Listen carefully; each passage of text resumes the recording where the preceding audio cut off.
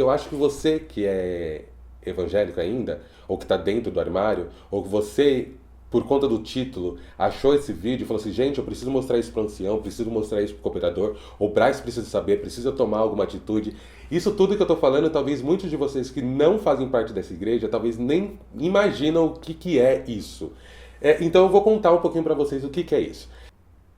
E aí galera do Guardião Armário, tudo bom com vocês? Já faz um tempo que estou querendo fazer vídeos como esse e atendendo ao pedido de vocês também lá no Instagram, resolvi fazer mais alguns vlogs, contar um pouquinho sobre a minha vida, falar um pouquinho sobre o que está acontecendo no Brasil e no mundo, as coisas que me afetam, aquilo que eu me sinto à vontade de falar, aquilo que eu não me sinto à vontade de falar. E como influenciador, criador de conteúdo e também formador de opinião, eu acho que já está mais do que na hora, depois de 4 anos de canal, conversar um pouquinho mais de igual para igual. Então, aguarde a vinheta e curta esse Guardião Armário.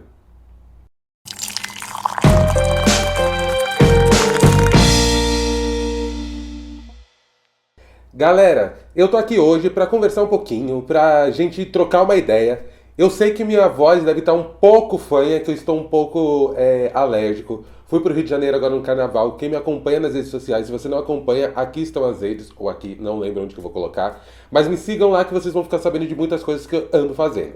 Então, eu gostaria de falar um pouquinho com vocês sobre vários assuntos, na real, né? Então, conforme os tempos forem passando, vocês vão me comentando aqui e eu vou vendo o que dá ou não para falar. Eu sinto que há essa necessidade de falar de qual igreja que eu frequentava. Então, finalmente, eu vou falar para vocês como é que foi esse meu rolê também e como é que está sendo hoje. Como vocês leram aí no título do vídeo, eu sou um ex-CCB, sim. Não tenho vergonha de falar, não tenho medo de falar, eu acho que já está mais do que na hora da gente conversar sobre isso, porque eu acredito que tem muito ex-evangélico e ex-CCBs que assistem esse vídeo e nunca ouviram eu falar abertamente sobre isso. Eu sou da terceira geração dentro da minha família, dentro da mesma igreja. Meus pais vão para a igreja ainda hoje, a família da parte da minha mãe também vão. A família da parte do meu pai, eles são bem misturados, cada um com a sua religião, cada um com a sua crença. E quando eu nasci, eu não tinha outro referencial de religião se não fosse essa, a não ser aqueles que apareciam na televisão, que geralmente eram católicos, e eu não me identificava mesmo estudando em escola católica. Durante a minha passagem ali dentro, eu pude crescer dentro de uma instituição que estava ali na periferia e fazia com que a gente se sentisse pertencente a algum lugar. Hoje eu tenho essa leitura, hoje está mais claro para mim, mas naquela época, sei lá, vamos ver uns 6, 7, 8, 9 anos de idade, é lá que você está fazendo a sua formação de caráter. É lá que você tem a sua formação de intelecto também em relação a outras pessoas, né? Como é que você vai lidar com as outras pessoas, como é que você vai lidar em determinadas situações. É muito interessante pensar que essa cultura e essa igreja nasceu na mesma época que a Assembleia de Deus. Pelo menos é uma teoria, ou pelo menos é uma lenda urbana, que elas nasceram na mesma época, que foi o mesmo ano que o Corinthians nasceu. Se eu não me engano, é 1910. E eles vieram para cá com o intuito de formar uma nova igreja. Se eu não me engano, eles vieram dos Estados Unidos, vieram da Europa. Depois eu pesquiso e coloco aqui também para vocês saberem de onde que eles vieram e como é que funcionou. Mas aqui não é uma propaganda deles não, viu? Porque eles já têm um jeito deles fazerem a propaganda deles, por mais que eles falam que eles não aparecem em TV nem em rádio. Mas se você pesquisar qualquer coisa deles em qualquer lugar, você vai encontrar. Porém, comecei a frequentar essa igreja ainda quando criança, indo nos cultos de jovens e menores, indo nos cultos de adulto, que na igreja que eu frequentava, que ficava ali no Jardim Mira, era de quinta, sábado e domingo. Vendo meu pai tocar e minha mãe tocar, minha mãe toca ainda órgão, meu pai toca violino, eu comecei a estudar violino, minha irmã começou a estudar órgão. Minha irmã largou mais cedo do que eu, acredito que com uns 13, 14 anos ela viu que não era aquilo que ela queria, e eu acho isso fantástico da parte dela, porque ainda como uma criança preta, periférica, sabendo que o caminho seria da aceitação, seria tocar o órgão também junto com a minha mãe, ela resolveu não. Disse que não queria e não fez. Eu continuei porque eu gostava, ganhei um violino da minha tia, depois me formei ali dentro como músico. Se você não sabe, eu já toco violino há mais de 17, 20 anos. Hoje em dia eu já não toco mais, porque já saí, para mim não faz muito sentido, a não ser que eu tenha algum projeto bacana que eu queira participar. E aí, cresci ali, né? Indo para os cultos, indo para as reuniões, indo para para as visitas familiares. Eu acho que você que é evangélico ainda, ou que está dentro do armário, ou que você, por conta do título, achou esse vídeo e falou assim, gente, eu preciso mostrar isso para o ancião, preciso mostrar isso para o cooperador, o Braz precisa saber, precisa tomar alguma atitude. Isso tudo que eu estou falando, talvez muitos de vocês que não fazem parte dessa igreja, talvez nem imaginam o que é isso. Então eu vou contar um pouquinho para vocês o que é isso. Além de toda a parte espiritual que você tem lá dentro da igreja, que eu acredito que muitas igrejas evangélicas passam isso, você tem essa noção de pertencimento, que é o que eu venho falando em todas as palestras. Imagine você sendo criado por uma família preta, pai e mãe preto, irmão preta, tios e tias e avós pretos, dentro da periferia de São Paulo, sabendo de todas as dificuldades que você teve que enfrentar para estar ali. Eu era uma pessoa muito pobre e ainda hoje eu digo que eu sou de classe média baixa, que está ascendendo, porque só deu essa estagnada por conta desse novo governo, né? Então... e a gente estava conquistando as coisas, mas dentro da realidade que a gente vivia, a gente não tinha a noção de quem nós éramos. E isso que eu vou falar aqui para vocês é uma coisa que é minha opinião e eu tenho procurado estudar mais a respeito para entender se é isso mesmo. Eu, como homem negro, hoje, com 31 anos, olho para trás e vejo a religião é um novo jeito de você dominar negros, periféricos. É o jeito de você manter seguro pessoas que poderiam se rebelar contra o sistema. E essas pessoas geralmente são pessoas periféricas, são pessoas negras, são pessoas pardas, são pessoas que não têm acesso à informação e instrução. E lá dentro dessa sociedade, você é domado. Porque você tem que ser igual às outras pessoas, você tem que se moldar ao que eles querem. As mulheres precisavam ter cabelos crescidos, os homens cabelos curtos, os homens não podiam usar barba, no máximo um bigode. Eles tinham uma tara, eu acho que até hoje eles têm uma tara por pessoas do exército, militares, talvez porque eles tenham passado por esse período aí de ditadura e talvez também tenham gostado desse período, porque dentro dos seus núcleos de lideranças tem muitos militares. As mulheres não têm voz lá dentro, apesar de dizerem que sim. As mulheres sentam de um lado, os homens sentam do outro, as mulheres usam véu dentro da igreja, os homens usam terno, mesmo estando no país mega tropical.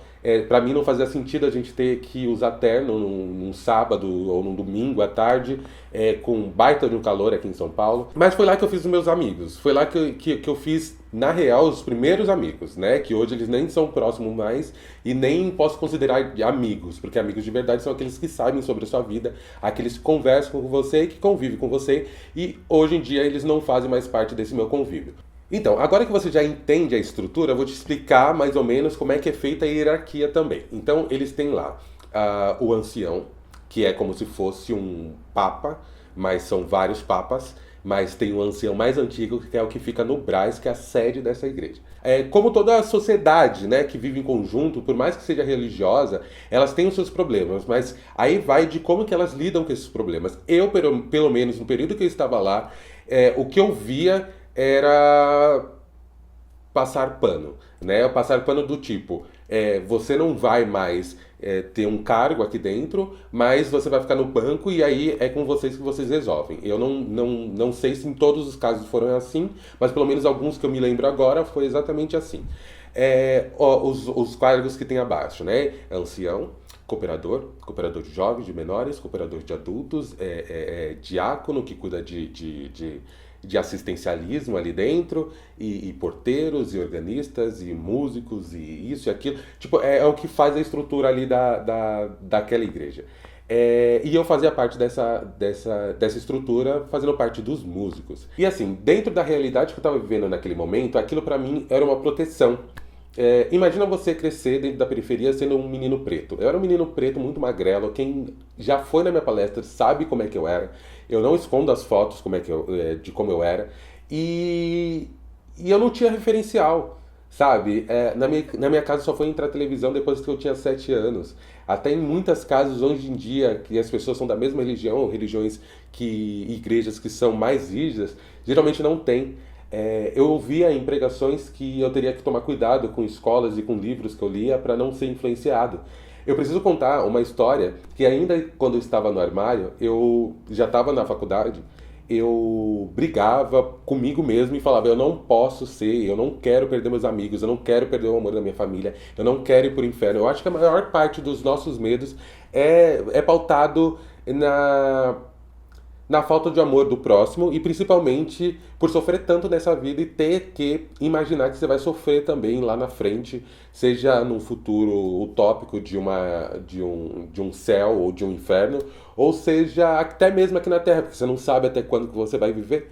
Então, na época de faculdade, eu já estava lendo alguns livros, já entendendo sobre alguns assuntos, principalmente a respeito da minha sexualidade, que se eu não tivesse ido atrás, as únicas coisas que eu escutaria na igreja era que eu ia para o inferno, que eu estava errado, que eu era uma abominação e que eu ia perder tudo.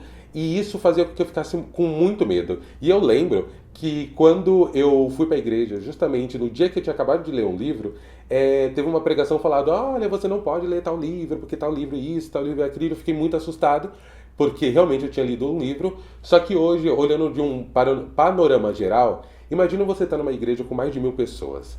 E você fala alguma coisa lá de cima do púlpito.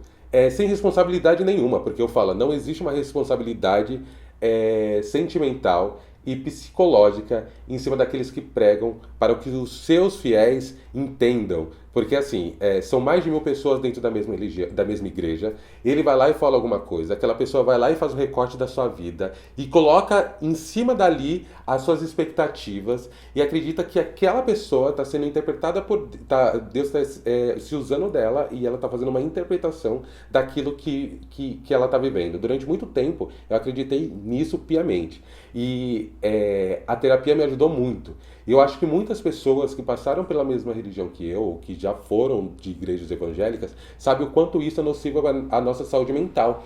Porque você acaba associando muitas coisas durante o longo da sua vida inteira. Eu, durante 23 anos praticamente, que tudo que eu tinha que fazer, eu tinha que buscar lá dentro primeiro uma resposta para saber se ia ser real. Então, quando essa pessoa falou isso para mim, eu fiquei com muito medo. Não para mim, né, que falou isso aí na igreja, eu fiquei com muito medo, porque eu achei, gente, será que ele sabe? Será que realmente viu? Será que isso, que aquilo? Mas imagina, eu estava muito feliz, eu estava muito contente de saber que eu não estava errada, que eu não era sozinho, que aquilo poderia acontecer com várias pessoas. Eu digo que se eu não tivesse tido coragem, hoje eu não estaria aqui. Eu sei que essa conversa tem muito ainda para se estender. Eu sei que tem muita coisa que eu tô querendo falar aqui, mas como tá vindo isso, uma conversa tipo de bar, eu vou dividir esse vídeo em vários episódios. Eu espero que vocês curtam. Eu vou denominar essa uma série de ex-evangélico para que vocês possam saber um pouquinho como é que foi a minha trajetória, como é que foi minha vida até aqui, o que é que eu enfrentei desde que eu entendi a minha sexualidade. E eu peço para que vocês então compartilhem esses vídeos, compartilhem também nesses grupos da CCB, que eu sei que vocês vão falar, que tem um ex-CCB aí no YouTube, falando algumas coisinhas, pode compartilhar. E é isso, gente. Até a próxima. Não deixe de se inscrever nesse canal. Não deixe de deixar seu like também e comentar aqui. Se vocês quiserem que eu continue falando sobre essas coisas, que eu traga mais gente para poder falar, deixa aqui nos comentários que eu vou responder. Ou se vocês quiserem que eu fale sobre algum assunto, eu também vou falar. Então, beijão e até a próxima.